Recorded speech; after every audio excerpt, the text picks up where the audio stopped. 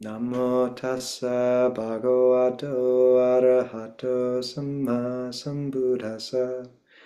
Namo tassa bhagavato arahato samma sambuddhassa. Namo tassa bhagavato arahato samma sambuddhassa. Buddhang dhammang sanghang namasami.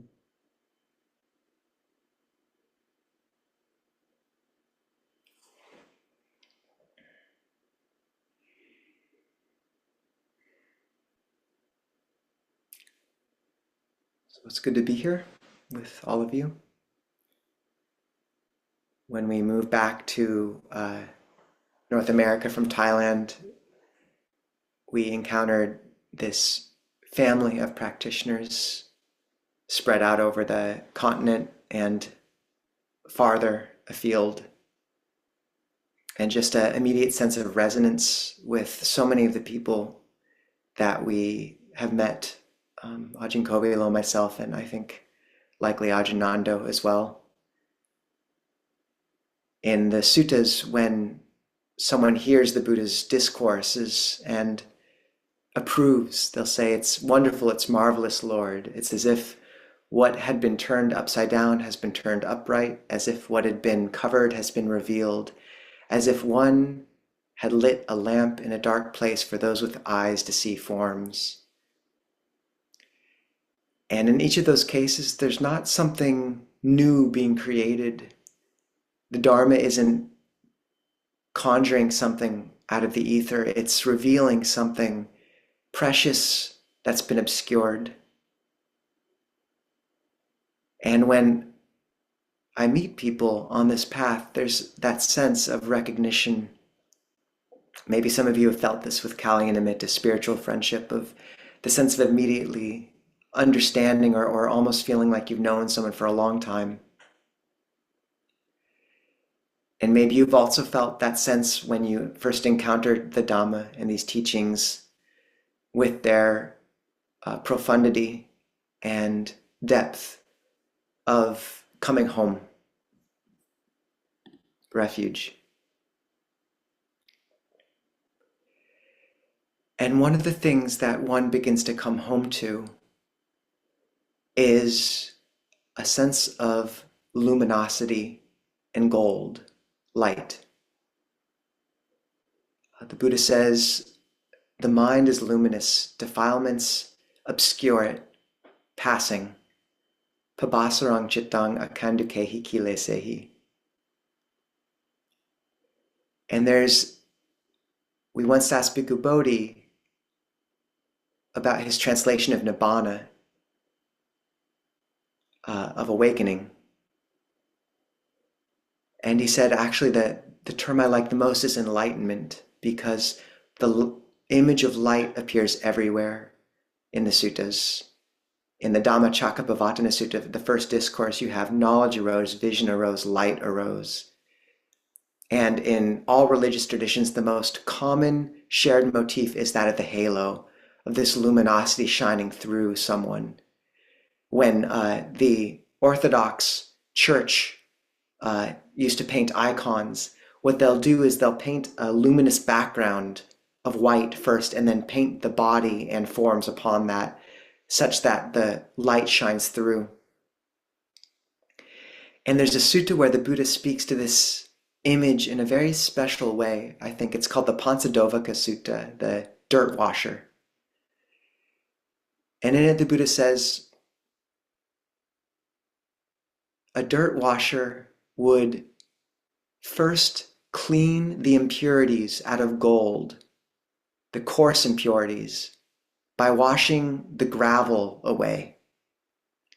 Having washed the gravel and coarse impurities away, they would wash the sand and grit away. Having washed the sand and grit away, they would wash the black dust and fine impurities away, after which they would be left just with gold. But the gold would not yet be luminous or malleable or ready to work. But after heating that gold and blowing off the dross again and again, the gold would become malleable, workable, and whatever that craftsperson put their mind to creating, whatever ornament or otherwise, they would be able to create. Even so, a practitioner intent on heightened mind cleanses their heart or their mind of the of the coarse impurities, misconduct of body, speech, and mind. Having cleansed their mind of the coarse impurities, they cleanse their mind of the moderate impurities, thoughts of sensuality, thoughts of ill will, thoughts of cruelty. Having cleansed their mind of the moderate impurities, they cleanse their mind of the fine impurities, thoughts of one's homeland, thoughts of one's vana, which is the word for caste, but it also means color. And I think in the context of this day and age, you can think in terms of red and blue, or whatever kind of identity you've taken in this or that realm. And then finally, thoughts of not wanting to be despised. I really love that one. Having cleansed the mind of these fine impurities, there remain only thoughts of the Dhamma, but the mind is not yet calm or luminous and is kept in place by the fabrication of forced restraint. But after concentrating again and again, the mind is brought to luminosity and one-pointedness, is workable.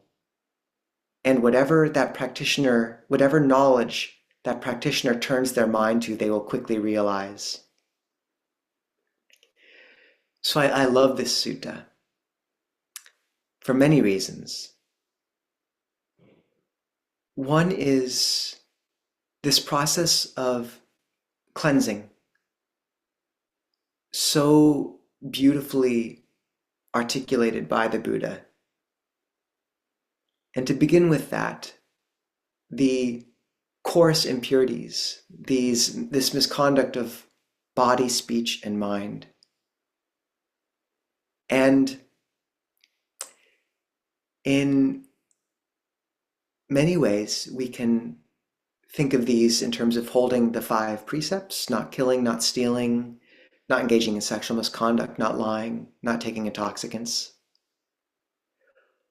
But it can become much more refined as well. And the place where so many of us, first with misconduct of body, just after a time of practice, the metrics of right and wrong become less relevant, and the language of beautiful and unbeautiful become very relevant.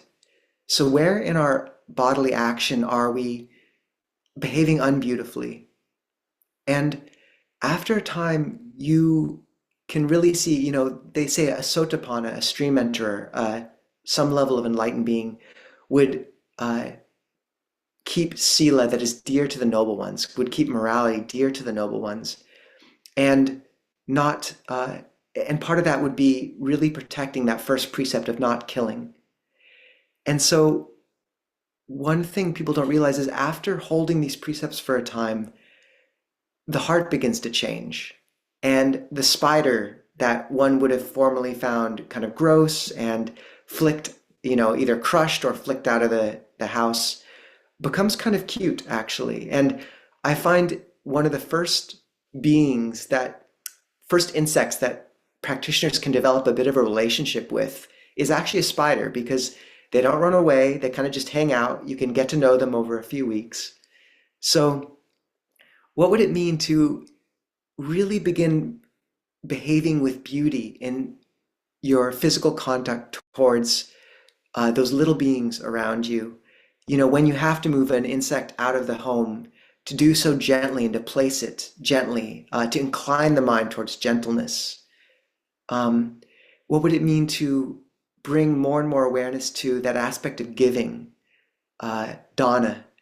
There's a practice in Sri Lanka called the Saraniya practice, which means things to be remembered. And it is a practice where one does not eat until one has given. It's probably easier done in the West for dinner than for breakfast, but every day can there be some chance to give? Can you make that determination? And it's not as hard as one might think. You can bring a few cookies to work to give to a coworker, give to a little, animal or a little being nearby. We have a few community members who started feeding the birds outside of their home every morning. And by the end of this period of doing the Sarani, I think they had 30 or 40 crows lining up every morning to get their kind of daily meal. And we have one practitioner who would just start carrying protein bars or uh, something that they could take so that when they encountered people who were homeless, they could give them something. But with the three-part caveat or additional framing that when they gave that food, they would do three things. They would lower themselves to the physical level of the person they were giving to. They would make sure to touch that person's hand, and they would learn their name. And then just to note also this aspect of beauty and physical conduct of hosting and feeding others. What would it mean, to really begin to open up one's home at least once a week to feed others, to gather, to bring in Kali Nimitta and give in that context? The Buddha says there's 6 objects of reverence: the Buddha, the Dhamma, the Sangha, heedfulness, the training. In another list, he says samadhi as well. But the 6th quality of reverence, the 6th aspect or quality of heart to hold in reverence in each of these lists is hospitality, receiving guests. And I remember as being a young monk at Wat Mapjan, where Ajahn encountered me. I was the guest monk for many years. And, I'd be very kind of sometimes in quite focused states of not focused in a good way, just like very intense on my own practice and drawn inward. And then I learned that, a group of people from overseas had come for a retreat that was a week long. We hadn't heard that they were coming. And that would be my week, is as the guest monk, getting them all situated and hosting. And as long as that was held in opposition to my own practice, it was suffering. But as soon as you leaned into that and held that aspect as sacred, how much can I give? How much can I make this person feel welcome? It was such a manifestation of the Brahma Viharas, of metta, of hospitality, that it made the heart luminous. And what would it mean once a week to really bring people to your home and feed them? For me, this is one way of beautifying the bodily conduct in a really meaningful way. In terms of not just avoiding misconduct in speech, but beautifying speech. This is where we create so much of our karma, is speech.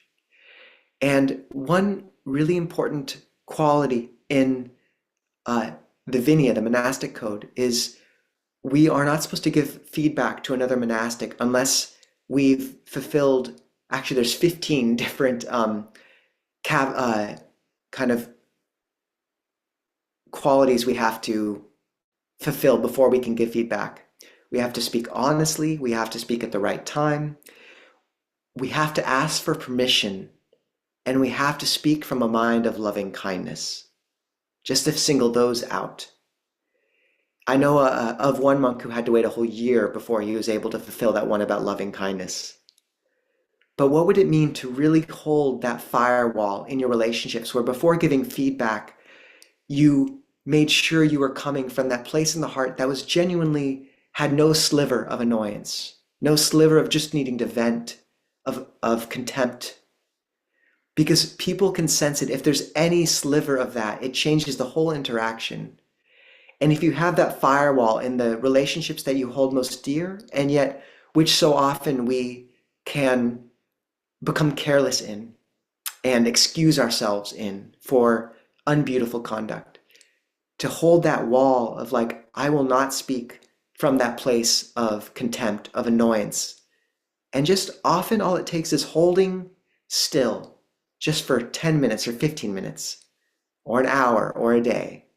And then coming, and you will find on the other end of that, there's usually a space of quiet, of a spaciousness of heart where you can really approach the conversation from a genuine spaciousness, and it changes everything. So what would it mean to come from that place? I think they did a series of studies where they initiated arguments in couples by kind of bringing up some difficult issue and filmed it. And in some of the couples, they told them that the camera equipment had broken down and that they'd have to stop for 15 minutes right when they'd gotten into the argument. And so a couple would have to stop and for 15 minutes kind of take a break. And then when they came back, the adrenaline levels had lowered and the conversation was able to be resolved much more quickly in each situation. So what do you mean to hold that? To beautify one's speech toward those we love the most. To understand the danger of gossip, what we call kind of divisive talebearing in wrong speech. And to see kind of the draw of that, the seduction of it. And to know as practitioners to really be very careful about that. That is the Achilles heel, I'd say, of most or many practitioners. And if you have someone, often you can have people around you gossiping and maybe just kind of listen in. It's kind of like getting a free pass to gossip. Like you're not creating the karma, you're letting someone else kind of tell you all the good, juicy details. But what would it mean to not just avoid speaking, but actually to speak words conducive of harmony? The Buddha said, one delights in harmony, delights in concord. And if someone's bringing up some difficult point about someone in a gossip way or kind of an incendiary way, just as, gently bring up some beautiful quality of the person. And I've seen this done with monastics near to me where I might be saying something with a little edge to it. And the person just says, that person said something really beautiful to me like 2 months ago. And the sense of immediately feeling hiriotapa, conscience and concern on my part, and feeling like, oh, what a beautiful thing that monastic just did, like by checking me on this. It really increases your respect for them. And if you know someone's holding you with if you know someone doesn't gossip, then it makes you feel safe in their presence. Because you know that they won't gossip about you. It's giving up that kind of cheap sense of connection that's very quick for a much more robust, long-lasting sense of security with someone. So to avoid that. And misconduct in speech, also this word, maybe some of you know, idle chatter, sampapalapa. It's a great word. You need a little bit, but sampapalapa, idle chatter, there's a certain amount of it's like oil on a bicycle chain. You need a certain amount of just how's the weather, talking to people just to lubricate the interaction. But when your hands are covered in oil, when there's too much. And Joseph Goldstein says, there comes a point where you feel the desire to speak into that sampapalapa space. And you realize the only purpose of me saying something right now is to announce myself, like here I am. And that consistently, if you restrain that impulse, the mind will feel energized, empowered. You won't leak something out. You'll have kept something precious. And you'll have maintained what the Buddha spoke about and described as words worth treasuring. A practitioner intent on heightened mind cleanses their heart of the moderate impurities. Thoughts of sensuality, thoughts of ill will, thoughts of cruelty. And some of you might recognize that as the delineation or description of the second step of the Noble Eightfold Path, right intention. And the fact that of right intention, the intention towards non-ill will, the intention towards non-cruelty, the intention towards renunciation, 2 of the 3 focus on non-aversion. I think that's so significant because for many of us, I know for me, one of the things that hooks us the most is anger. Even we can live our entire lives in a low-grade hum of aversion. Anger with its honey tip and poisoned root, as the Buddha said. Ajahn Brahmali says one should sila or mindfulness in daily life often should be kept with 2 main goals in mind: to maintain one's morality, virtue, and to not dwell in ill will. So to really take that to heart and not dwelling in ill will, the intention towards non-ill will, the intention towards non-cruelty. And in the Path to Purification, this commentarial text that's key to the Theravada underpinnings, one of the longest chapters is how to dispel ill will, because it's such a stubborn mind state. So good techniques, I know, are obviously spreading loving kindness.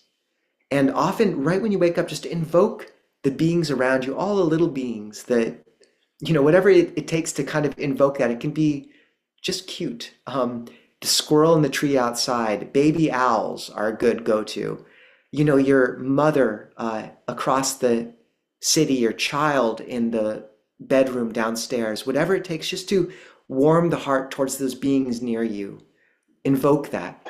Because when you wake up, you'll see the mind scrambling to crystallize the self. And the quickest thing it can crystallize around is anger and the argument you had yesterday or tomorrow or the planning. So right when you wake up, even before you move, bring awareness to the heart and get the mind kindled around metta. And for the first 15 minutes of your day, guard your mind towards loving kindness. Keep your mind from dwelling in ill will. Because by setting your trajectory and crystallizing yourself around thoughts of metta, loving kindness, for that first 15 minutes, you'll set your trajectory for the rest of the day, and it'll pay dividends. Additionally, looking at those who are most difficult in our lives as our teachers. Some of you might know the story of Gurdjieff, a famous Sufi teacher in Europe. And he had a member of their community who was who annoyed everyone else in the community. And one day, Gurdjieff was gone, and this person just went over the top and they chased him away. And when Gurdjieff returned, he said, where is so-and-so? And they said, oh, he just finally pushed the line too far. We told him to leave. And Gurdjieff said, you need to bring him back right now. I pay him to be here. So this sense of like those who are most difficult in our lives, the Mahayana have this idea of these bodhisattvas who send down pieces of their mind to incarnate as the difficult boss or the coworker or the friend or the drunk on the street, who push us to develop greater capacity in our heart. Because without those difficult figures in our life, what motivation, what tools would we have to develop patience, to develop a deeper breadth of kindness? These are our teachers. I talk about my first year at Abhayagiri. There was one monk who would criticize me for so many things, and whether it was closing the door too loudly or whatever. And initially I found this very annoying, until I realized that, gosh, if I had a senior teacher giving me this much attention in refining my conduct, I would consider it such a blessing, because his points were valid. And in the end, that was one of my biggest practices for the year, was taking him as my teacher. And there were moments of drawing boundaries, there were moments of real conversation, but in the end, that relationship was one of my most precious aspects of learning that entire year. So what would it mean to turn to those people as your teachers, in a sense? And to just, especially with the news cycle or particularly difficult personalities, the Buddha said there are 5 means of dispelling resentment. Developing loving kindness towards someone, developing compassion, developing equanimity, reflecting that they are the owner of their karma, and developing and not bringing them to mind. There's a conceit in Western psychology that you have to bring these people to mind and confront and kind of process each one of these old patterns to the end until it's gone. And in Buddhism, there is a place just for putting something aside for a time. If it invokes too much in the heart too quickly, if it's someone, a person, you can write their name on a piece of paper, put in an envelope and tuck it in a drawer for 3 months, and just determine, I'm not going to think about that person for these 3 months. And then after 3 months, bring the name out, see if you can bring them to mind with a calm heart. Or with the news, just really taking into account, what does it mean to stay informed? How many times a day or a week do you have to check the news? And can you acknowledge that as a practitioner, you have a real duty to take care of your mind and heart in this day and age, and constrained news intake, or the intake of those things which inflame the heart, such that you're protecting that. When you begin practice, it's as if you're ripping off a scab uh, of a kind of infested wound, and you're applying balm and healing it, but you are in the hospital. It's okay to pull back from those influences while you're healing. Take care of your heart. This is the greatest gift you can give to the world, is a pure heart, and to maintain that with care, not dwelling in ill will. And then Ajahn Sona says, if you can't spread metta to someone, spread it to their chair. Finally, the Buddha says, those one intent on heightened mind cleanses the heart of the fine impurities, thoughts of one's homeland. And for this, you can just reflect Canada, the US, all these thoughts. These are just conceptions. What would it mean whenever your mind gets kind of myopically drawn and fixated? Expand the heart to encompass all of humanity, or all sentient beings. What does that wider view do? And this is intimately related to the word in Buddhism for upekkha, equanimity, equipoise. The fourth of the Brahmaviharas, the abodes of loving kindness. Bhante Analayo compares each of these flavors of loving kindness to the sun in a different phase. Metta, loving kindness, is the sun at noonday, touching everything with a gentle light, a warm light.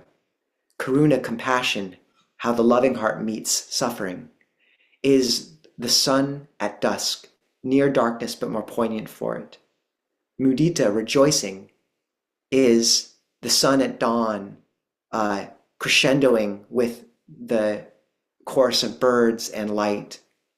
And upekkha, equanimity, is the light of the moon.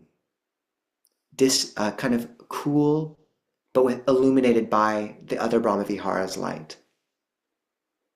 And so upa means to approach, and ik means to look. So upekkha means literally, etymologically, to look over, to look closely.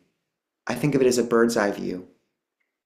So just zooming out to hold all of humanity and seeing what that does to the heart, and just how it makes it more spacious. To give up thoughts of one's vana, whether this be your role, your caste, your alignment, literally the color. And I think that's very important, with understanding that when we begin to practice, we're touching into a deeper narrative as practitioners. This lineage of practices stretches back 2,500 years through the rise and fall of empires. As a practitioner who's been gifted these teachings, you are part of a much deeper lineage which stretches back to the Buddha. And to not become discolored or too bought into the variegated colors that society will try to make you dye your heart or identity with the various identities it will try to get you to shoulder. And finally, the last, and I love this, is the Buddha says, one gives up thoughts of not wanting to be despised. And just what would it mean to develop a level of faith? There's a Christian saying that the less well known, the bigger the angel's wingspan. And what would it mean just whenever you come into one of those social spaces where you feel the ego vibrating and screaming to be seen, when there's that sense of feeling of missing out, to just wait until that vibrating urge to jump in, to be seen, to be heard, stops. And on the other side of that push, you'll find often a sense of quiet confidence and what I call a hidden majesty. And for me, this is the movement through the Four Noble Truths, is if you hold still through that first noble truth of suffering, whether it be the need to be seen, the need to be heard, doubt, anger, whatever it is, instead of acting from that and reacting from that, hold still, understand dukkha, understand suffering. This is the first noble truth's task, letting go of the craving behind it. You'll find on the other end of that a peace resonant with the third noble truth of the cessation of dukkha. And then, and this is just an interesting narrative arc which you can touch, is often a path will reveal itself resonant with the fourth noble truth, the Noble Eightfold Path. Then you'll know what to do. And the Buddha says that once one cleanses the mind of these impurities, there remain only thoughts of the Dhamma. And I think what's significant here is this is the gold. And it's hard because as practitioners, when you heat gold, impurities rise to the surface in the crucible. And first, that heating of the gold, the cleansing flame of practice, I call practice the slow boil. Because dukkha and suffering, when you're facing it, it does burn. And all the difficulties we're facing in life are this flame. Yet if held within that crucible of the Four Noble Truths, of this intention to understand suffering and realize the cessation of suffering, to let go of craving, to develop the path, then that gold of the spirit can really transmute and the impurities rise. But it's hard because as those impurities rise, it's what we see. We see the places where we're still not perfect. We see the places so clearly, maybe even more clearly than ever, where our speech is unbeautiful and where we could improve and where that same old pattern, sankhara, keeps coming up. And to know that it's good to see that because you're skimming it off the surface of the gold. It's good to see it, but to notice that even as it rises to the surface, if you turn your attention to the chest, you'll find often also a sense of gold brightness glowing there that you can miss if you're not looking, if you're not attentive to that. That there is gold becoming purified internally. Even if the eye gets drawn to all the things that are still wrong, even if the eye becomes fixated on all the places we aren't perfect yet, remember the gold. Master Hua, a famous Mahayana teacher, came to Ajahn Amaro and Nimitta and a vision and said, bright, loud, and mobile is the false. Subtle and indistinct is the true. We can miss that subtle, indistinct glow that's growing because we become fixated on all the things that are still wrong. So to remember that, often in meditation, there's something called the light nimitta, which is this sort of vision sign of light that comes with calm. And people will miss it because they're looking for a ball of light. And what they miss is the fact that their whole visual landscape has gotten brighter and brighter. And that's what happens with life as a practitioner. You just find that actually your whole vision of the world is brighter. And you can miss it if you're not attentive to that growing luminosity.